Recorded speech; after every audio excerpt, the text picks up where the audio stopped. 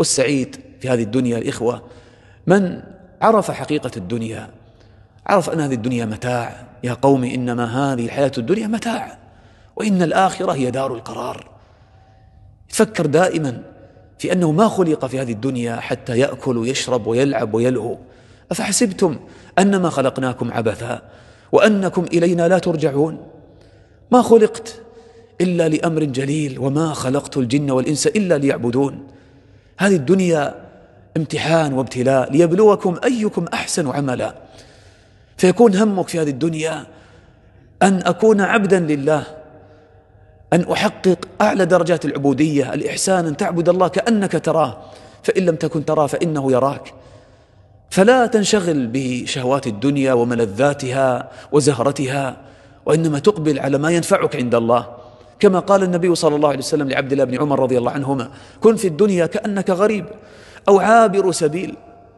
والله عندما يأتي أحدنا الموت ما يكون للدنيا وزن في قلبه، ما يكون للدنيا قيمة أبدا عنده، حتى إذا جاء أحدهم الموت قال: رب ارجعون. لماذا؟ لعلي أعمل صالحا فيما تركت. أين ذهبت الدنيا؟ لا تساوي شيئا عند من يدرك حقيقتها، وعند الموت ينكشف الغطاء.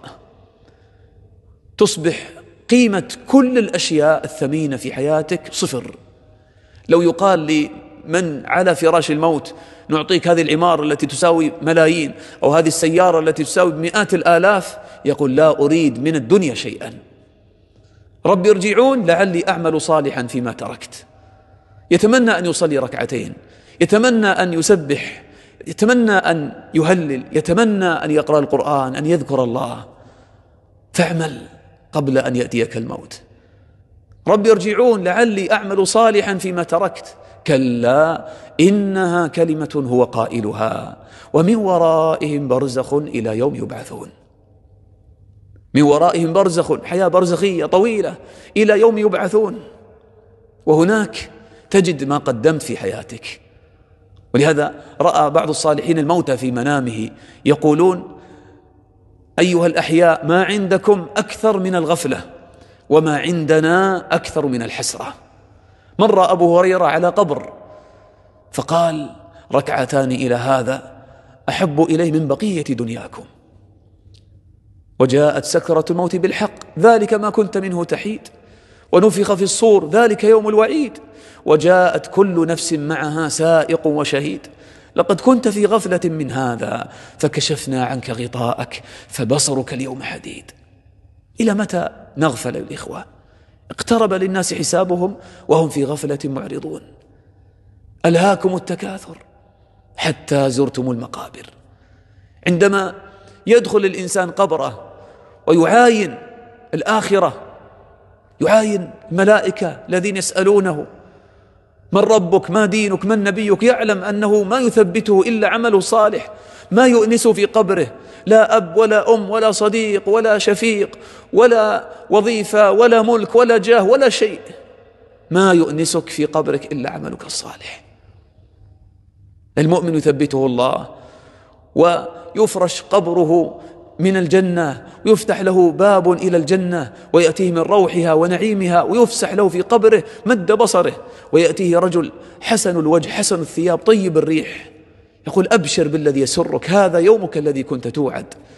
فتقول أنت: بشرك الله بالخير، من أنت؟ فيقول لك: أنا عملك الصالح، صلاتك، قيامك في الليل. لماذا تتكاسل اليوم؟ غدا ستنام نومة طويلة في القبر. قم الليل في الدنيا قبل أن تنام نومة طويلة. لا تستطيع أن تزيد من حسناتك، ما تستطيع أن تزيد من أعمالك الصالحة. يوم تجد كل نفس ما عملت من خير محضرا وما عملت من سوء تود لو أن بينها وبينه أمدا بعيدا. ويحذركم الله نفسه والله رؤوف بالعباد. إذن اعمل لآخرتك قبل فوات الأوان. وما تدري نفس ماذا تكسب غدا، وما تدري نفس بأي أرض تموت. كم من شاب أمل أن يعيش وأن يبني مستقبله ومات في زهرة شبابه. تزود من التقوى فإنك لا تدري إذا جن ليل هل تعيش إلى الفجر. كانت معاذ رحمها الله تعالى تلميذة عائشة إذا جن الليل تقول هذه ليلتي التي أموت فيها، وتصلي ما كتب لها، لأن الإنسان إذا تذكر الموت يستيقظ من غفلته، تقوى عزيمته، يزيد في أعماله. قل لنفسك هذه الليلة آخر ليلة، ممكن أن يكون هذا، ما تدري. فكانت تقول لنفسها هكذا، هذه الليلة آخر ليلة في حياتك، فتقوم وتصلي ما كتب لها، ثم إذا أصبحت في النار تقول هذا اليوم آخر يوم في حياتي فتصومه، وهكذا تسرد صيامها وقيامها لله تعالى. والسابقون السابقون أولئك المقربون في جنات النعيم ثلة من الأولين وقليل من الآخرين.